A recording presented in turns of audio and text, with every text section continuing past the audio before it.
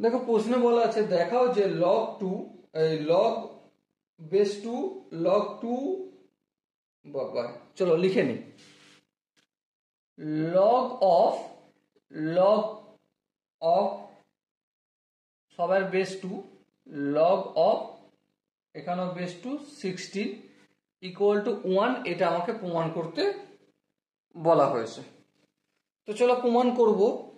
দেখো first of all লক্ষ্য করো 16 মানে কি, 16 মানে 2 টু দি পাওয়ার 4 লিখতে পারি, হ্যাঁ লিখতে পারি। তাহলে একটা জিনিস ভেবে বলো, লগ 2 যেমন আছে তেমন করলো, তারপর ফের লগ 2, তারপর লগ 16 জায়গায় 2 টু দি পাওয়ার 4 লিখলাম। ওকে, তো এই 4টা সামনে চলে আসে, হ্যাঁ ঠিক। তাহলে লগ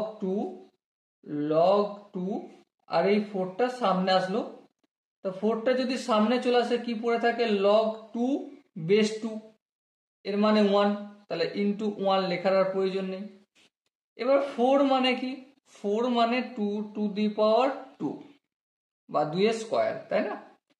সো আমি কি করতে পারি, লগ 2 ইন্টু লগ অফ 4 এর জায়গায় 2 এর স্কোয়ার, স্কোয়ারের জায়গায় এই সামনে 2 নিয়ে চলে আসে, তাহলে আলটিমেট কি পেলাম, log 2 base 2 into log 2 base 2।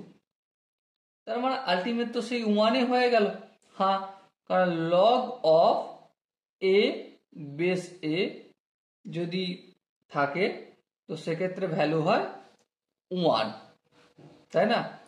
বাইরে এখানে একটা কথা বলে রাখি, এখানে বেস এ এর মানেটা কত হতে হবে, গ্রেটার দেন 0 হতে হবে, আর এ নট ইকুয়াল টু কত, 1, এই দুটো কন্ডিশন মেনটেন করতে হবে। তো এই দুটো কন্ডিশন হচ্ছে, কারণ এখানে বেস 2, এ বেস 2 মানে তো 1 থেকে 1 নয়, তাই না? সো এই কন্ডিশনটা মেনটেন হওয়ার জন্য এর আনসারটা 1, সেটা প্রমাণ করা হলো।